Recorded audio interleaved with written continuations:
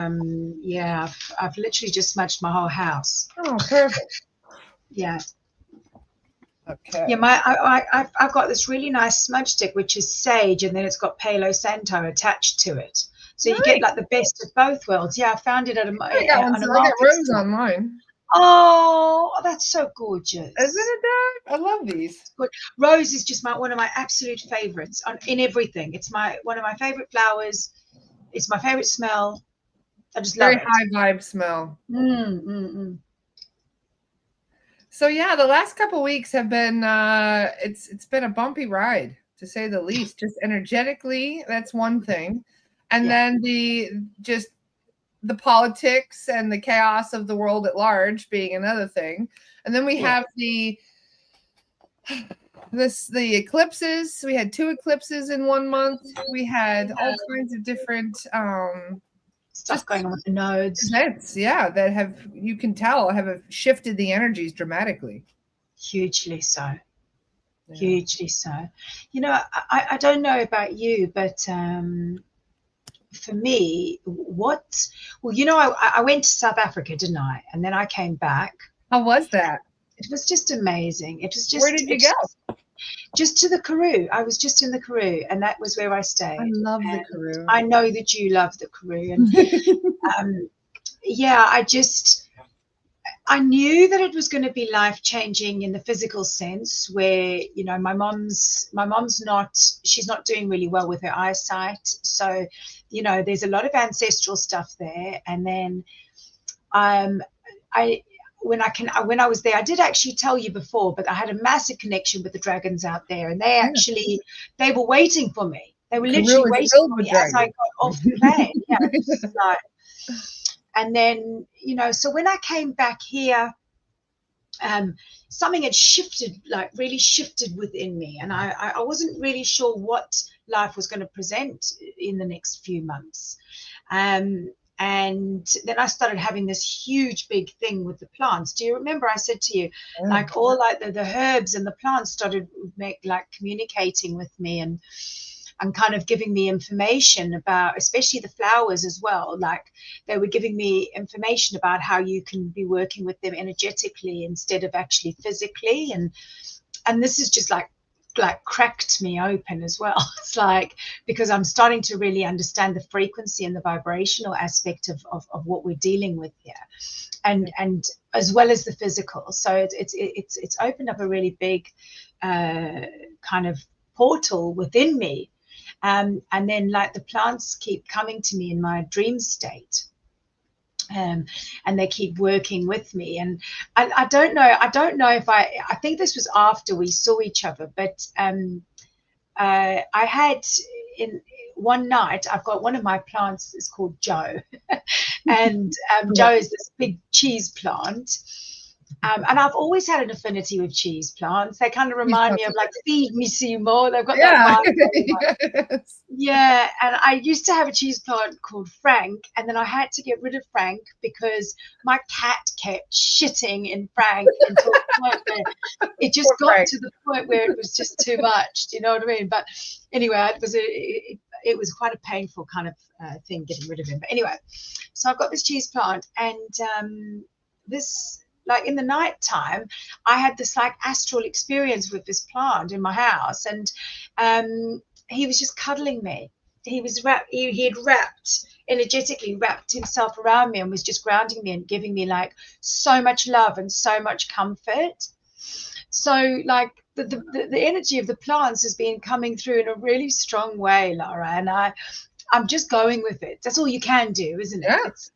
It's all you can do. And I'm doing like an advanced training now on herbalism and flowers, so that I can actually really start working with that in my practice and almost like prescribe, so it's taking it to another level, and it's working with them like physically and energetically and whatever. So that's been going on. But interesting that scientists always assume that the only way to learn from plants is to like eat them and see what happens, but you can actually communicate with the plant. And massively. Yeah, I'm sure that's what shamans, that's how they got the plant knowledge in the first place. Exactly. And you know, I was told the other day, like, you know, it's important to remember that originally the plant medicine, people never took it. It was the shaman that did. And, and he worked with the plant as he was working with you. It wasn't the other way around. So there's a lot to be said about that. You know, there's a lot to be said. Obviously, we're evolving and we change and we go down. But one thing I will say, and I touched on this before, but I didn't realize how much I was going to learn from the last time we met till now. You know, I was working, I don't know if you remember, I've been working with a client who he had the spirit of Cambo trapped in him. And so we had to release that. Do you remember I told you about that? I remember, yes. And then, but as we were releasing that, we also had to like speak to grandmother ayahuasca as well, because she was very present within all of this. Well, interestingly, as time has progressed with this client, he's been an incredibly complex client, but what a gift he has been to me, because I've learned so much from working with him, and we have a very deep soul connection. We both originate on Sirius and just come into each other's lives at this really kind of weird time. So he's really helped me grow as a multidimensional shamanic healer. You know, like he's really helped me step into that role like powerfully. But you know, through his journey, as we've been doing this work, I'm still pulling vine out of him. I'm still pulling ayahuasca vine out of him. So just as we think, okay, he's done, he's cleared, okay, he'll be absolutely fine. And then he'll message me like you know, a few weeks later, and he'll be like, I'm really not feeling good, can we check in? And I'll go in and there's more vine in there. Okay. And what I've realized here, and I'm, you know, you probably know this, and I'm sure you're going to find this really fascinating, is this this energy of the plant medicine is like, it's so much more than what people actually realize. The spirit of this, when you go into that journey, that connection with the spirit of the plant is so important, because if there's any like tomfoolery, or if there's any kind of negligence, or if there's anything, if the space isn't done with a really well-trained shaman, okay, it really can go wonky. And people need to realize this, because what's happening is, I'm seeing with this man, and he admits he went too far. He admits, okay, and so we still were pulling some vine out, you know, just when we think he's getting far, he'll really not be feeling good. And I'll go in and I'll be like, oh my God, there's more vine. And there's a whole process of connecting to the energy to remove this. You know, it's been the most phenomenal thing, Laura, but people really need to understand that what we're dealing with here is so much more. It's so much more. These plants, they rule the planet. They understand everything about this planet, okay? And if we don't respect that and understand that, they don't need anything. They don't need anything. They work so harmoniously with Gaia and everything else that comes. They don't need anything. And you just have to look at the story of mushrooms and understand that, okay? Like, so we are the ones that have to learn from them. And it's not just by taking them, it's by understanding the energetic properties as well. And this is what I've really started to learn in the last few weeks or months. You know, it's a beautiful journey, but wow. When I keep pulling these lines out. Yeah, the journey is a lot of bumps, and especially if you don't really know what you're doing along that journey. If you're just one of those people that say, you know, I've been reading about ayahuasca, I think I'm going to go down and check it out, and know nothing about what you're getting yourself into, haven't done any prep work. You know, one of the better establishments that I know about, they make you wait 2 weeks worth of prep work before you even think about taking the plant. They have you go through meditations every day. You do a purge and release. You're not even eating the same food. No sex, no masturbation. I mean, they're strict about what you can do up until the 2 weeks before you take the ayahuasca, because not only is it important to prepare the body for something as intense as that, but to prepare the mind, because the mind can end up in all kinds of passageways you don't really want to go down. Exactly. And And, let's be honest, it's very easy to open up portals where you are just channeling in things that are not of the light. And I've cleared a ayahuasca retreat before, and we found 40 portals in the room that they were doing. There you go. And I said, how come there's 40 portals? And they said, there's only 20 people in the room. And they said, each person basically opened 2 portals. There you go. And, they don't always talk about portals before people go into ceremony. They don't, but it's a really important thing. And doing the Akashic work, I find that so many people have open portals anyway. Yeah. They've got highways going in and out. Some people do it all the time. There was one lady I cleared the other day. She had 13 portals in the house, and I'm like, how did she get so many portals in the house? And I said, did Entity open all those? And they said, no, they opened 3 of them. The rest are all her. And I was like, she opened 10 portals. How? And they said, in her sleep. She does it well. Exactly, that's exactly what it is. It's in the sleep, and this is another thing. It's like we're starting to realize, like, when you look at like Christianity, say, all right, just using that as an example, why do you think if you're in that road, you are told to pray before bed? Okay. Crazy that we're having this conversation right now, because I talked to my guides about this literally last night. This is so Isn't that interesting? Crazy. Go ahead, continue your thought. You see, there's no coincidence, and you know what we're like. We don't even speak to each other, and there's all these weird things going on with us all the time. Exactly. So, why do we pray? Why did we pray? Whether you believe that, whatever it is, it's the same as grace before dinner. Okay, it comes from somewhere. Okay, and really what we should be doing is sealing our energy, grounding our energy, protecting our space, teaching our children to protect their energy, okay? Because the amount of hijacking and portals being opened and all of this stuff that goes on it's just, it's the perfect opportunity for us to be hooked, lined, and sunk. Okay, is in our dream space. We're most vulnerable, for sure. We are completely vulnerable, and this is why we need to try really hard not to have technology in the room, and all of this, like the whole space needs to be protected. Okay, like obviously not even mirrors in the bedroom. People with mirrors in the bedroom. You're opening doorways, having a mirror in your bedroom. Exactly. You should cover it every night before bed. Exactly. And the other thing, the most important thing is, if you do have mirrors, not to have them directly opposite you, because that is a complete... Or opposite each other. Yeah. Having 2 mirrors facing each other is even worse. But nobody teaches us these things. So how do we know? Exactly, because this type of stuff, people just think is taboo and it's voodoo and it's this and this and this. But actually, it's really important. And,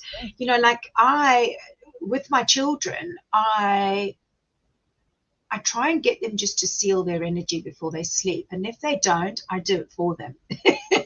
I do it for them. If we don't get to that point, because it's like, oh no, mommy, we're not doing that again, then what I do is I do it for them. And I make sure that we've got a dome, and I make sure that we're protected, because, where does that whole thing of prayer before bed, where does it come from?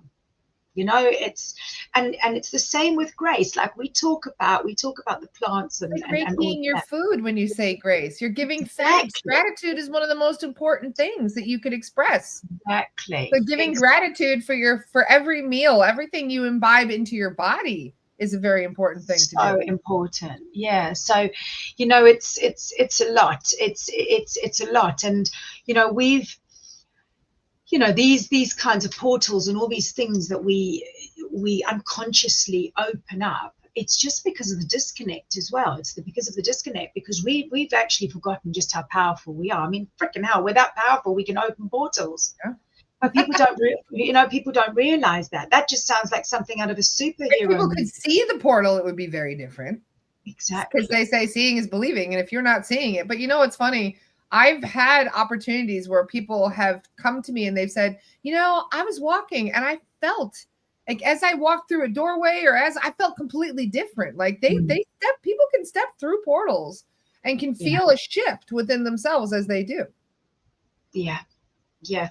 It's crazy. It's crazy. And, the other thing is the portals in the home as well. So that's why, like, when you move into a new home or office, you want to make sure there's no portals there, because there are some like massive ones. And like what I was saying about the highways, you literally could just, so, and how that presents itself is any bit of energy within that space is just being sucked out, whether it's good, it's bad, whatever it is. But you're bringing in anything as well. So there's no boundary there. The space where you're living, eating, sleeping, working, whatever it is, has got no boundaries at all. It's a free for all. There's no way you can keep your vibration high in a space like that. And there's no way that you'll attract any form of abundance or happiness either. Do you know how often I hear from people, everything was great till we moved to this new place. Everything changed when we moved into a new house. And they don't understand that you're moving into somebody else's energy. You're moving into somebody else's history. You're moving into somebody else's area where all kinds of things could have occurred. You have no idea. Somebody could have been murdered in that house. Somebody could have been beaten or held captive. You could have had, depending on how old it is, especially in like places like the UK, even the land itself. Exactly. That's one of the biggest people are like, well, it's a brand new house. What's the problem? It's like, it's the land. It's the land. It's the land. And what you find is that when you actually go in and you do the history, and you obviously know this, is, you know, so many places are built on like battlefields and things like that. And the land hasn't been cleared. That's why I love the dragons. Yeah. So I love the dragons, because they, you know, you can bring them in. I mean, obviously you can clear the Akashic of the land, but the dragons are just like, woof, in they go. Yep. And they can just work and clear that land, and it's so beautiful, because as they clear that land, they also release pockets up into the air, which can then be transmuted as well by air dragons as well. So it's, if you work with dragons, or even if you don't work with dragons, just try and work with them to clear the land under your house or under your children's school, or, you know, because you will definitely feel the difference. Yeah. I did the house once. I did my house once, and there was a build-up, a real like strong build-up of negative energy going on. I was going through a bit of a transition in my relationship, my life, everything. So the build-up of energy started to get a bit intense, and like my partner had gone out, and I did this clearing over the house, called in the dragons and did everything. As soon as he stepped over the threshold to come in, he went, the house feels really different. And he's not like us. Okay, he's not like us. And I was like, you can feel that. Mm-hmm. But I also did a few things of like, I moved a few things around.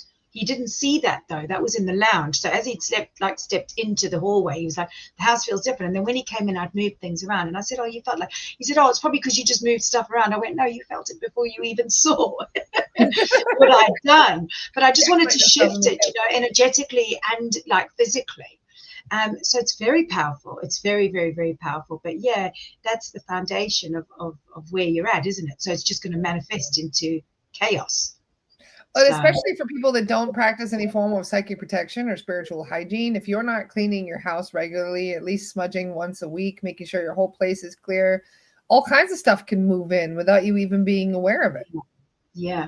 It's true. And it's funny that you're saying that, because obviously, you know, I smudged my house today, because what I was going to say to you as well is that in this period of time, I've decided to go like kind of more, I don't know if insular is even the right word, but originally my place of work was on this amazing horse farm, and it's just, it's a joy. I love it. But due to what's happening around where I live and everything, the roads have been blocked and whatever, and something was like, you just need to go, boom. And so I was doing like monthly events in the stunning hall, which was near all these redwood trees and whatever. And my guides were like, just bring everything home.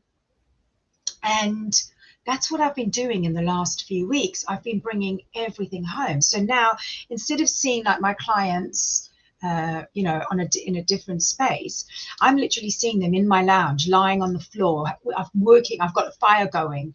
You know, I'm like, I've got all my equipment there. And, you know, a lot of people will be like, well, you know, when you're clearing that stuff, do you really want it in your house? And to be honest, when I'm doing my work, I am so particular, and so the energy that I work with is of such a high vibration. Doing it in my home is probably the safest, most beautiful place, because nothing's going to be able to sneak out there. okay, because I'm so particular about my space. And also my personal energy is so powerful now because I've really done the work that it takes a lot for something to creep in.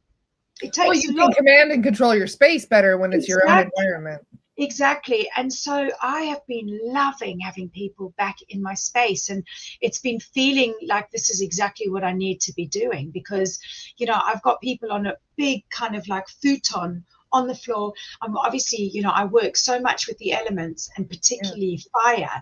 So everyone's lying by this fire. And so anything that's transmuting, we're bringing the fire in, we're working with the energy, the sound, just like even my gongs, they're like, oh, they're just loving that space. And the events that I was doing, I've kind of now had to minimize them because I've got to try and squeeze everybody in my living area.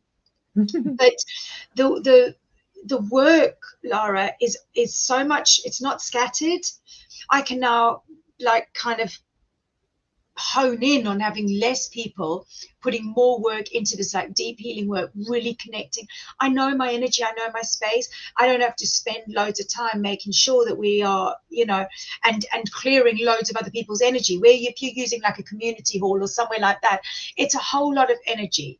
Even though the hall I was using was stunning and it was really protected by the redwoods, doing it at home has just been absolutely amazing, and I've loved it. But I've just felt like everything's just kind of gone more like, I don't know, not smaller, because the work has got bigger, but it's gone kind of in a bit more. I don't even know how you would explain that, but that's what's happening. The thing is right now, everybody is trying to go internally because there's so much chaos in the world at large. It's better to kind of put your focus on yourself and working on yourself right now, because I mean, trying to change the world while the world is in its goo phase, you know, it's like the butterfly catalyst thing, you know, it's like, it's trying to decide what world it's going to look like. And it's in the middle of kind of shaping and reforming itself as we speak. And the chaos is getting, I mean, not just politically and in the expanded thing, but just at home, everybody. Like everybody seems to be fighting right now. Everybody's going through a hard time. Everybody is having miscommunication issues. It's like Mercury retrograde. Like exactly, that's exactly what it feels like. And there's so many technological issues as well. It's like, it really does feel like that. So somebody just shared, I don't want to leave my home at all, Jessica. And I'm like, oh my God, I am so with you. I'm so with you. Like the thought of leaving the house, I'm like, oh God, here we go. And actually, if I'm honest, I come back and I do not feel grounded. I feel very disconnected from whatever it is. I don't like going out. It's energetically, it's your safe space, you know, it's the space that you command, you control, and you're used to it. But when you start leaving that space and mingling with other people or going to other environments, mingling with whatever it is. No wonder we're ungrounded when we get home, you know? Yeah. Because let's be honest, we're not just mingling with other people, we're mingling with all sorts of things. Oh my gosh, tell me about it. And I've never seen so many entities. Like I've been doing spirit release for about 2 years now. And I've seen changes constantly in what we find on people. It's kind of like having your fingers on the pulse of the collective when you're kind of going through these clearings. Because, like, for example, imposter guides used to be rare. I would almost never see an imposter guide. Now they're everywhere. And I'm like, I asked the guides, how is this happening? And they said they don't have to work as hard to get in. And I was like, interesting, because the veil is so thin right now. It's easy. They're having an easier time communicating, which means they're having an easier time tricking people and getting in. Exactly. And then not only that, but the dream states, people's dreams have been really chaotic. I don't know about you, but I've been having some wild dreams lately. And in fact, I don't even remember them. Like I'll wake up the other night, I woke up and I was actually pissed off. I'm like, God, I have to work during the day and now I'm working in my sleep. Exactly that. I don't remember what I was doing, but I woke up pissed off that I was chasing beasties in my sleep. Exactly that. I've been doing a lot of that, Laura. I have been doing a lot of that. And it's like, I wake up, I don't even feel like I've slept. Yeah. And it's like, probably because I mean, your body is sleeping, but your mind isn't. You're off, you know, hanging out with unicorns and chasing beasties around. And exactly. And really, you know, the things that we're clearing are very, very big and very, very dark. Okay, so you've noticed that too, because the other day I posted the Lost Soul Rescue just last night because I completely forgot. Sorry about that, guys. But there was a school that we cleared in upstate New York, a town called Penn Yan. There's a lot of tragedies that had occurred there. In fact, the Lost Soul Rescue we did was a 14-year-old that murdered his principal at school. So we went in to check the school, cross over the boy, cross over the principal, and there was a bunch of other stuff. We found this absolutely massive winged creature was over the school. Like it was like taking ownership of the school. And we're like, oh, no, you don't. We called in everything we possibly could to remove it. And I asked the guides, like, what is this stuff? And they said, old world demonics are coming up. They've been dormant. They've been asleep. They've been doing stuff in other frequencies. They're down there doing stuff. And now all of a sudden they're coming up. And we're like, why? Why are they, what is this? And they said, it's the shift. It's the shift. It's the shift. Everything that's been must come. And this is it. Like we are, just to go back to the scale, like the stuff that I'm seeing is like, some of it's so big you can't even see it. Okay, so that's the type of work I've been doing. It's like I'm like energetically clearing stuff in the astral where I don't even necessarily see what it is that I'm clearing. I can just feel that I'm clearing it. And it's like, wow, this stuff's huge. Like this is really huge. And thank God I am not scared of it. Thank God. Yes, because I know, right? I'm like, oh, I'll chase it. Exactly. Like, yeah, because, you know, I don't do anything, you know, if I watch movies or whatever, I don't do anything dark, anything creepy, anything scary. I will not open, I will not open those channels. Like, I will not, because I know what's really there and I don't need any more of that. But I really love how powerful I am in that space. You know, it's like, let's just go, let's just clear. And this is what I wanted to tell you about as well, because, you know, I have been doing this work for like 20 odd years. Okay. And look, the last few years is on a different level to anything I used to do. But what started to happen was when I've been working on my clients, I started, obviously, you know, we know what energetic cords are, okay? And so, you know, I was always helping clients cut cords and clear cords and whatever. And then when I started to go deeply into the Akashic, I started to see these other cords, okay? So there was cords that plugged into the back of the neck. And then there was cords that plugged into the lower back. And I was like, okay, so what are these? And these are cords which are connected into like your God portals there, okay, which is where you have your open connection. And then the Kundalini at the back, that's where they are. And so these, interestingly enough, when we come in, they get put on us instantly, because if we realized and remembered how limitless we were, like what's taking place on this planet now wouldn't be. So already we've got these things, but we also get these shackles as well, these like chains. So some people will have chains around their ankles, their waist, their neck, or their wrists, okay? Some people will have all. These are exactly what we find too, guys. Just it's so nice. It's refreshing to hear somebody say the same thing. Yeah, so and I do a lot of work to help people remove these. But let me be really clear and say that the cords and chains are actually quite straightforward, and they're not that tricky to remove. Okay, you just got to know they're there. This is the thing. I kept seeing these other cords, and I've never really understood them. And what, just like with all of my work, my energetic work that I've done with clients, you know, I've learned through a process of elimination and trial and error, and working with the beautiful people that I've grown and worked with. Because, you know, when you work with a client or you teach a group, there's a beautiful contract taking place between both healer and student, and you know, it's a beautiful union that comes together, and so you're both growing at that time. Okay, so I like being in student mind, even though I am teacher. Okay, I love being in student mind, and I'm in student mind really a lot of the time, because I still get blown away by what comes forward. Okay, and so these other chords were appearing, and I was like, what's going on here? Okay, then I realized, oh my God, these chords are connected to the artificial grid. Okay, and there's two artificial grids. There's one that goes over us and one that goes under us.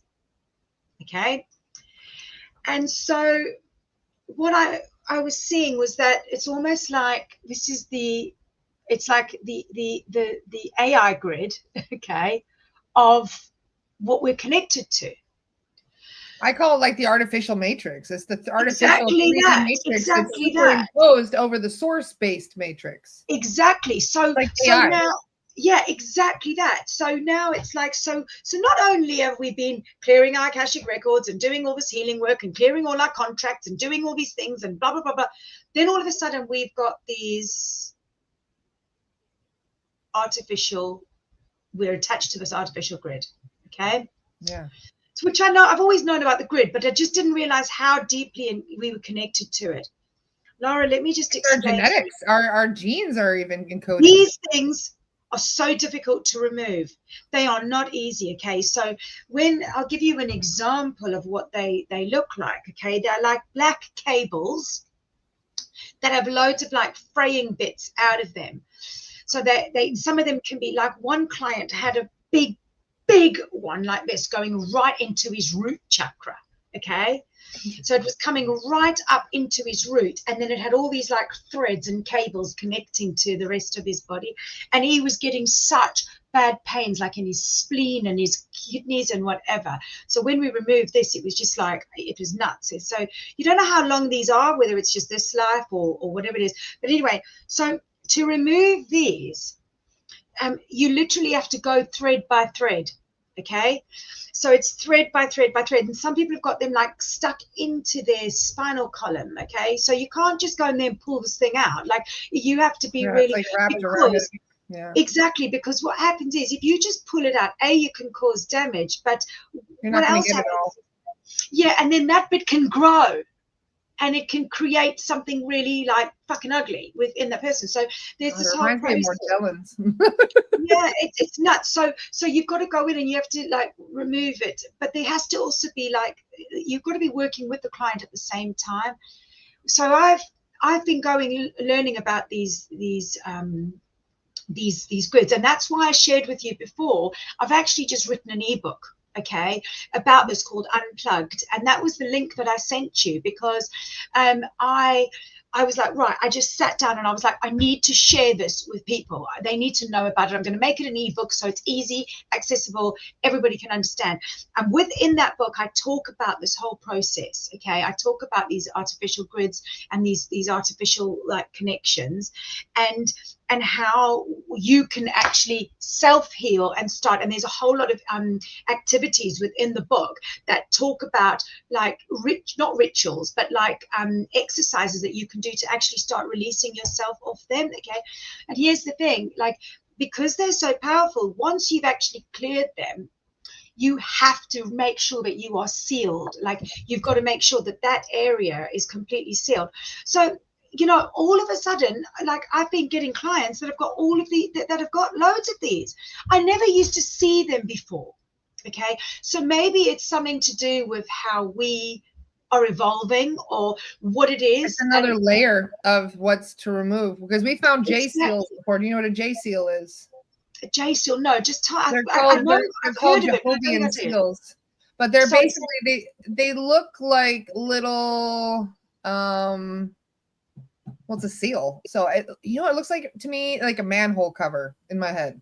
You know how they used to do like manhole covers for streets, and they'd be like intricately patterned, and you'd see like fancy ones. Yeah. It was like that. But what it does is it fits over certain energetic points in the body, and it caps it so that way energy can't flow properly. People are born with 7 J seals. Most of them are on the left side of the body. and they're all encoded into our DNA. They've been there since Atlantis. It's part of what keeps our DNA dormant. Wow, isn't that just insane? So can I just ask you, my psychic abilities went through the roof when I had mine removed. Because I need to actually ask you something about these, because I've removed stuff like this off clients, and taking it out, removing it comes like, it's like, you know, like a button that you press, like it's like a metal button, and you press it and it has like those, it like hooks into the fabric. Yeah. That's what it's like. Are these the same things? Yeah, I think it's a similar thing, or maybe even the same thing. We just see it differently. But there are cords attached to each J seal, and that mark that's on there is a maker's mark of the person who put it there in the first place. Isn't that insane? You see, it's so many layers. It's so many layers. And, you know, and what I've learned about these cords as well is that, oh my God, every time people have been grounding, they're not grounding properly because they're grounding into the artificial grid. Yep. So I just want to quickly push my door closed. Just 1 second. Of course. So what Margarita says, how do we remove them? You need to be specially trained to remove them. In fact, the only people that I knew before Casca even mentioned this that could remove them was the Arcturians. We would call in the Arcturians to remove them. Yeah. And I mean, I'm now working with the Arcturians all the time. They assist me in every single healing. They're the best healers we have. They're incredible. They really are. And I mean, look, there's a lot. Like I work with the Syrians. I've got, you know, they all come in. Like some are more like energetic healers, but the Arcturians are more technological. If there's technology involved, they're the ones you want. Yeah, but you know, I'm just jumping because I want to answer that question about the removal in a minute. But one thing that I've learned about the Arcturians as well is that they are really good teachers. So there's been times where I've been really frustrated, and I'm like, please, can you just show me, like, why is this not clearing and what's it not doing? And actually, they've wanted me to try and work it out myself. And then they've stood aside, and look, that can get really frustrating because my guides seem to do the same thing all the time, and I'm like, just tell me. But it never does. The other day told me he's going to use my future protocol, and I was like, my future protocol? And he's like, yeah, the one you haven't written yet. And I was like, what? Wow. I was like, can you give me my future protocol? He goes, no, you're going to have to write it yourself. That's the whole point. But he's like, no, but you know, there's other protocols you will develop over the years, and there's going to be things you can find that can be added to your protocol, and you'll keep adding them, and your protocol will double in size within a few years. And I was like, why don't you just tell me now what I'm missing? And they're like, no. So I have exactly the same thing. And I don't know about you, but these last few months you know, I got back from South Africa in June. So from June until now, that's exactly where I've been, Laura. It's exactly where I've been because they're showing me so many things that I need to be bringing in. But then I still keep thinking I'm missing something really. There's something missing. And I'm like, can you just show me? And they're like, you just keep going. That's the best. Just keep going. We find so many new things too, like with cords. Recently, we found spider web cords. Oh yeah, I know those really thin. You can't see them unless you have certain light frequencies shining through them. They are thin and wispy, just like a spider web. And you can't, and that's attached to an entity, so the entity can just pull on the cord and they go right back to the person. Yeah, I've seen all that, and they you know, even though it's energetic, this is the thing, you have to treat it like it is actually the physical web. That's how delicate it is. So when you're clearing it, I like it when I get things like when I get given like a golden bucket or something like that, where I can just put it over and scoop. Because I've got a really wonderful thing at the moment where my ancestors, I've got one of my dragons works really nicely with the ancestors. So when I'm opening up the space, my ancestors come in and they always now build a fire next to me. Yeah. So they build a fire, and then I've got my dragon that sits there as well. So when I'm clearing like all these, like whatever it is that's coming out, and some of it's pretty yucky, you know, it's like sickly, I can just put it into the fire, or if it's extra, then the dragons work with it. And now, like I used to ask them to do the fire, but now they're doing it. They just come in and open it as soon as I call them in. And that is really, really, really handy. But that kind of over the top and scooping is a really, really good way to clear. It's something that I've really learned. And I wanted to just go back and just talk about the clearing. I think somebody asked how you clear. Was it someone Yeah, how asked you how clear these? Yeah.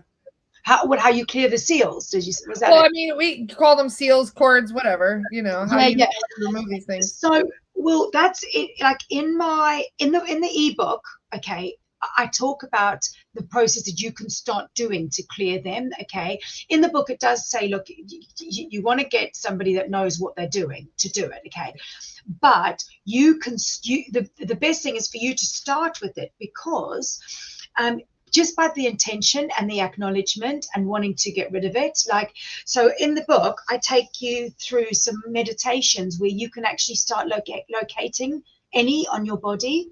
Okay, so you learn how to kind of feel. So the first thing is to actually have the intention that you want it to go. Okay, that's the main thing. And then when you can take the time, you start to actually feel where they are. And some of them are like, honestly, like tree trunks. All right. Like you could imagine like an electrical cable that's going a bit kind of wonky. All right. That's what some of them are really like. So the removal, you've got to be really, really, really careful when you're actually taking them out, because they're like live. They're like live. It's it's very wonky. We humans, we've been an experiment for thousands of years. Oh, yeah. You know, and you see it even more so to this day. I mean, when you're doing clearings on people, we found grays all over this young lady just last night, and they were doing so much damage to her physical vessel through experimentation. And the doctors can't figure it out. They're like, well, I don't know why everything is going crazy and being, you know, why your body is acting the way it is. And then soon enough, we tune in and there's an experiment going on. Yeah. So it hasn't changed. It's just that they're very good at hiding what they do to people. Of course. Yeah. And you know, this is similar to the client that I was working with. He's had so much interference, Lauren, like so much interference. Do you know that it's been so powerful that it's got to the point where the interference was so strong that we couldn't even phone each other at times. We couldn't speak. Like the phone would just keep cutting off. Like and you know, for him, okay, he feels like he's had black magic put over him. Okay. And I was just like, it's more than that. It's more what you're going through is more a form of ancient black magic, if you think about it. Exactly. And what I've found is that with black magic, yeah, I know it's tough. Like, what I found is like when you're clearing, you'll clear, and then you'll think everything's clear, and then they'll have like a few really good days. And then all of a sudden it's like it loops round. And then how it presents itself is just through trickery. Okay. Yeah. Absolute trickery, like beyond a joke. And the trickery isn't just when you're working in that session. The trickery is like when you're not working in that session. And he, when we started working together, he was like, are you sure you can handle this? And I was like, look, okay, firstly, I have confirmation from everybody around me. And he's like, but people have tried and it hasn't gone well. And I was like, yeah, but what you've got to understand is I don't have the fear. I don't have the fear of what it is I'm up against.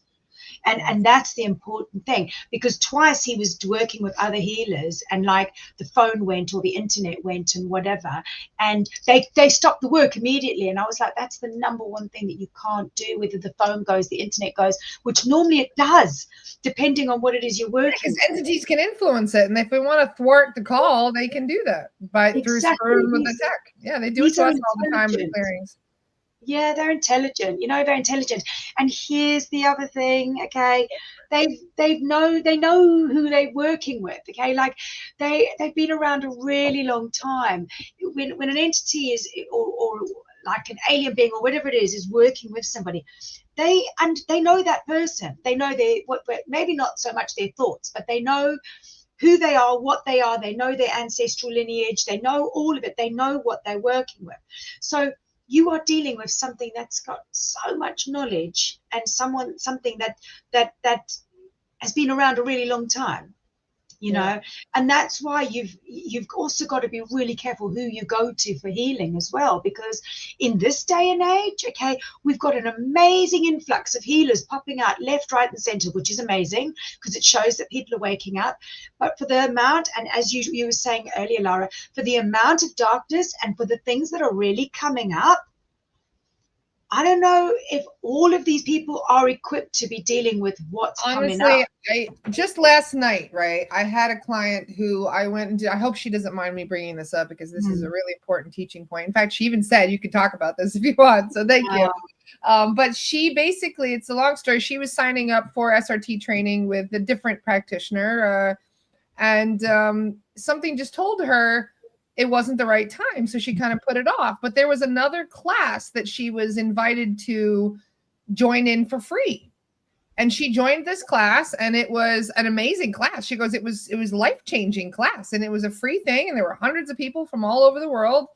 And the woman that led it, she had this energy about her that was very, you know, almost like intoxicating, I guess, where you just feel very drawn to this person and hang on their every word. And she loved it so much, this free class that they offered, that she decided, well, I guess I'll postpone the SRT stuff and really do a deep dive into this mystery school, as they called it.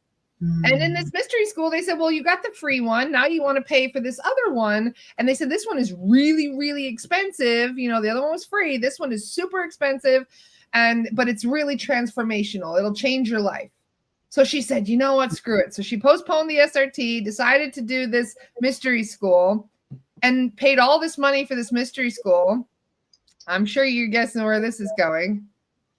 She signed a dark contract the minute she paid for that class. The class is nothing like the first one. The first one was a hook. It was a trick to bring people in, to make you think, oh, look, there's this amazing teacher and she's blah, blah, blah. She said that everything changed. Her house went dark. There was all kinds of horrible shit that started happening around them. Even her partner started getting sick. And she's like, there's something going on here. So we did a check last night. There were 3 professional spells on her. 3. Wow. And there were and when I say professional spells, this isn't just like somebody speaking ill will. This is somebody who's using dark magic. To circumvent your free will and to control you. And there were entities. I mean, it was an entity party in her house. Exactly. And so I was like, what about this class? What about the woman who's teaching it? And they said, the woman isn't teaching it. The reptilians are. There's a whole group of them that are teaching that class. Exactly. And, you know, Laura, there's so much of that. Do you know, I just have to say, okay, so with my academy, anybody that gets to master level, okay, so whether that's a Dragon Reiki master or Unicorn Reiki master, okay, they don't automatically teach, because I am so strict with who goes out and teaches and shares this energy. Now, you don't have to pay more to teach. Your masters, you get your masters, but if you decide you want to teach, then we work together. Okay, we work together to get you ready so that you can teach and be confident and be able to hold the space when you are teaching people, because that's what the thing is. Okay, there are so many charlatans and there are so many demonic energies working through people, and this is why I'm saying all of a sudden everybody wants to be a spiritual teacher, spiritual guru, this, and actually it's a concern. It's a really, really, really big concern, because it's beautiful that people are connecting and they're becoming spiritual and they're waking up and they're healing, but the concern is that the level and the intellect of what we are dealing with is on a completely different level, and people need to be able to hold that in order to be able to really do this work. And so you can't ever get to that point unless you do the work yourself, and that's the thing. And so many people are coming in as these spiritual coaches and spiritual this and and breathwork facilitator and blah, all of it, and actually they are still riddled. So what they're doing is they are channeling all of that darkness out into whoever they're working with. And I know it's controversial, and I hope that this, you know, if this might sound triggering, But this is the reality of where we're at now. And let me tell you, this is how the shift is evolving, and it's important to know this. Absolutely. This is part of the plan. Okay, this is part of the plan. This reawakening. Be very diligent and very careful who you come to when you want work done. Not like, make sure that you have vetted them. Make sure that the energy feels good. Make sure that you're connecting to them. I mean, what was that thing on Netflix ages ago about twin flames or something like that? Like, did you? I mean, that just blew my mind. And the reason why it did, because someone said to me, Cass, you've got to watch this. And I was like, oh, I don't really want to watch stuff like this. I watched it. And the jargon and the things that they were saying is what a true spiritual teacher, the wording would probably use.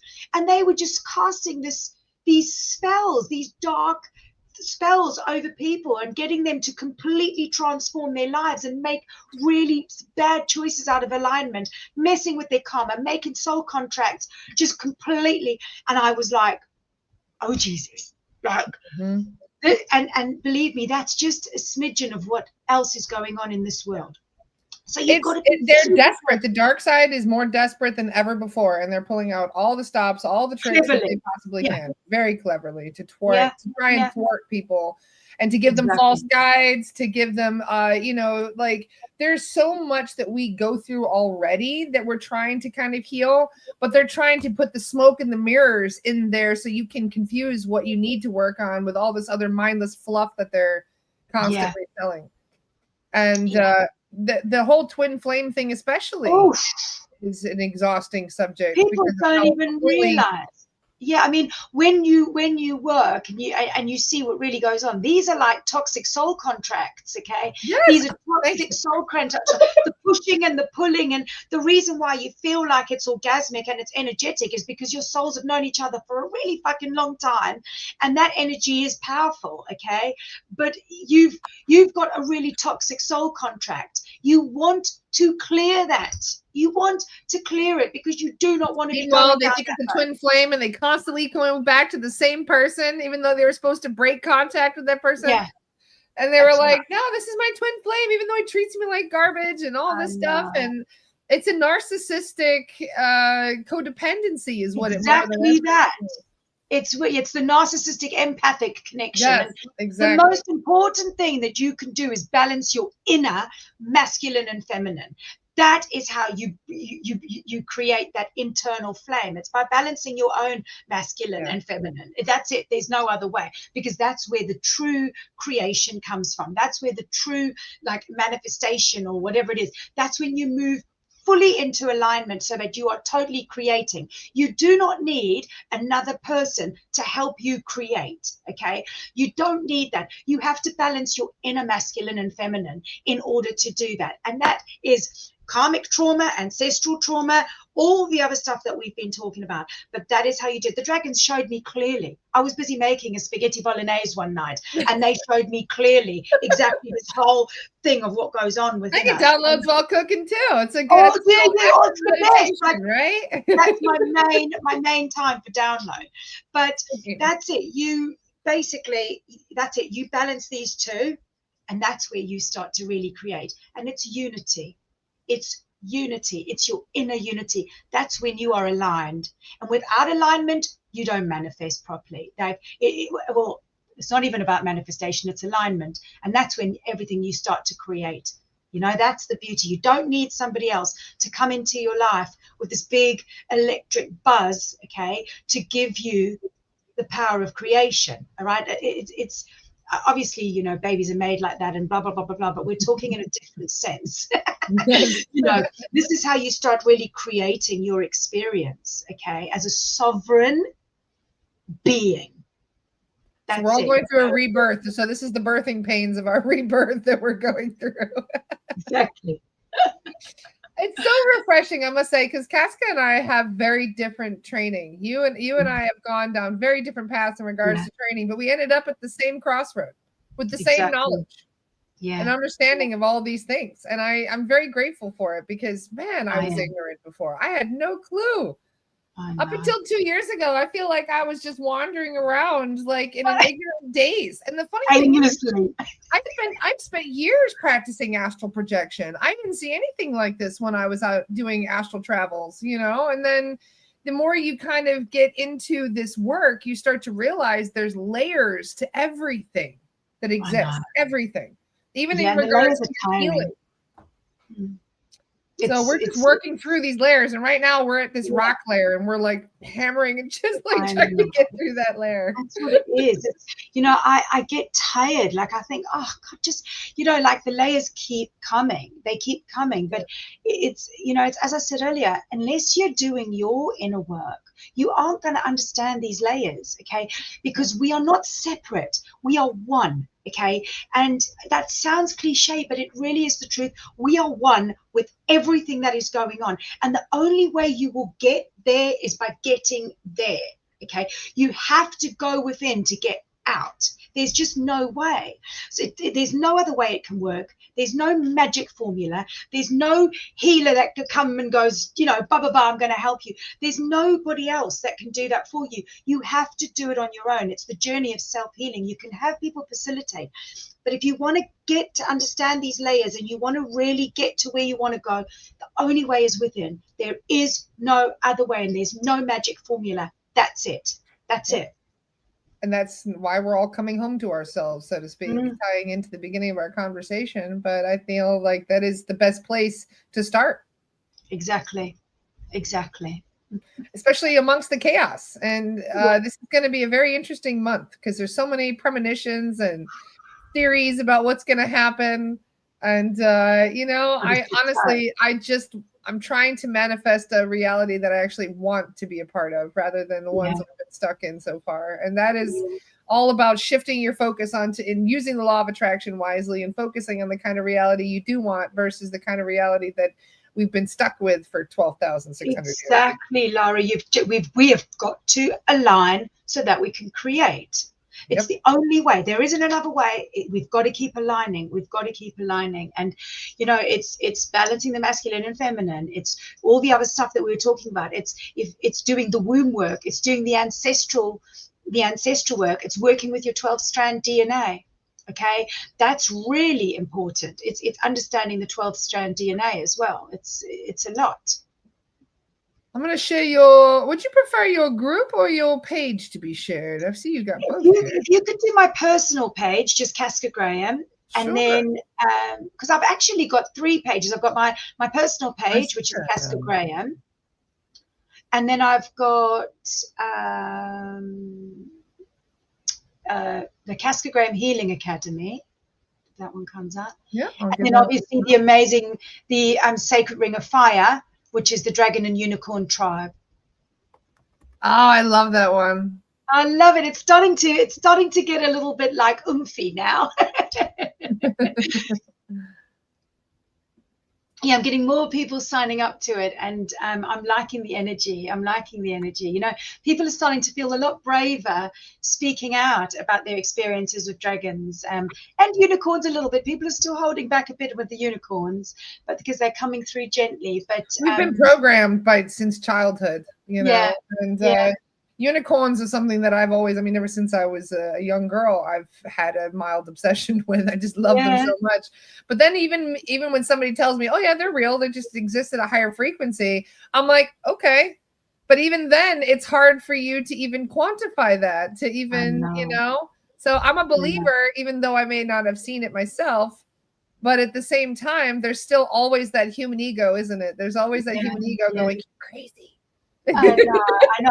Well, do you know what? If we sit together again in the future, because I know obviously we were coming to the end of time, what I could actually do is I could invite the unicorn energy in, and we could actually sit with it for a bit and just so if, you know, over the next few weeks or whatever, if you have a space available, I could potentially come in, and I would absolutely love it. I can invite that energy in, and just everybody who is called to join could actually feel what that frequency feels like, and we could just bring it in. And then, you know, that's a tool you can take with you and use whenever you want to use it, which is just beautiful. Wonderful. And I think using this also with your children, sharing this with your children, kind of opening them up to the idea of these things.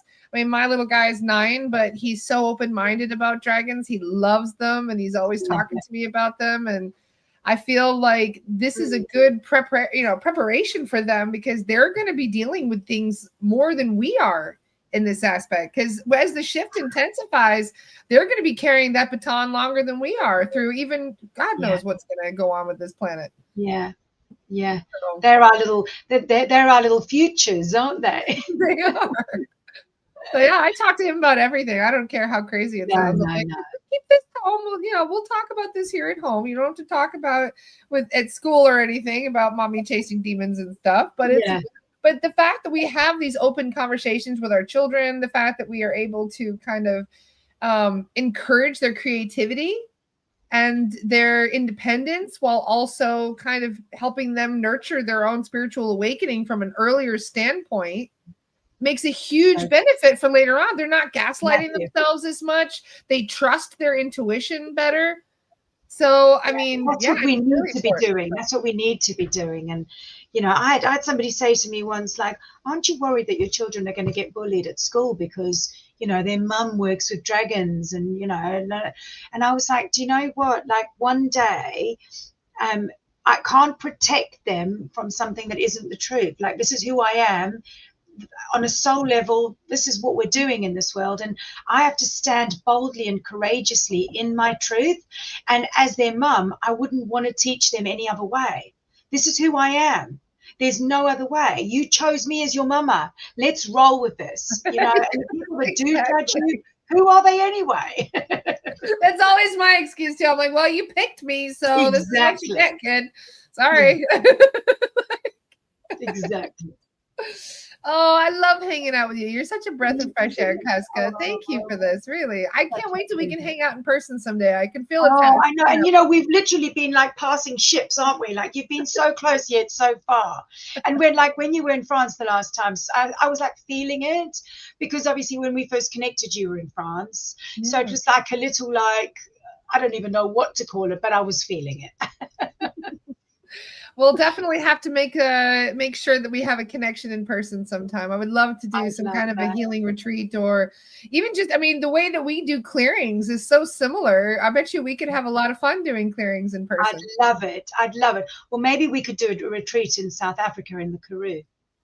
I would absolutely love that so much. I'm going back in February. It's been 10 years since I left the bush. So I'm going back to the Kruger in February for a week. And then I'm spending a week in J Bay Plet area. So if I am there, we definitely have to see each other then. Yeah, I would love because that. I'll be just outside Port Elizabeth. Really? That's where I'm flying into. Exactly. Yeah, lovely. So we're just going to have to make it work. Because if you do come, I want to take you to the Valley of Desolation. I want to take you up into those mountains where the dragons are. Yeah. Oh, it's a plan. I think we have to do it. As they say in South Africa, burmaka plan. Yeah. I love it. You said that so well. That's what happens when you marry a South African. He was contagious. I didn't realize that you were married to a South African. Yeah, Aiden's dad, my son's father, is. No, I didn't realize that. You never told me that. So is he in South Africa or is he in America? Yeah. He's in South Africa. Yeah. He lives in J Bay right now. Stop. He's during the winter, he's a carpenter. During the summer, he's a fisherman. So I apparently have a Jesus complex. I don't know. Well, listen, my partner is a carpenter and a fisherman, so we've got something in common. He's a Viking. Things in common. Looking forward to talking about it over a braai someday. Beautiful. Sounds beautiful. I love you so much, Casca, and I love you guys. I hope you all have a fantastic day. Make sure that you check out all the groups and check out her books on Amazon. Casca's got great stuff on Amazon as well. Yeah. Thank you, everybody. Thank you for having me. We'll see you again on the podcast in a couple of weeks, Casca. Okay, amazing. Lots of love, everybody. See you soon. Bye.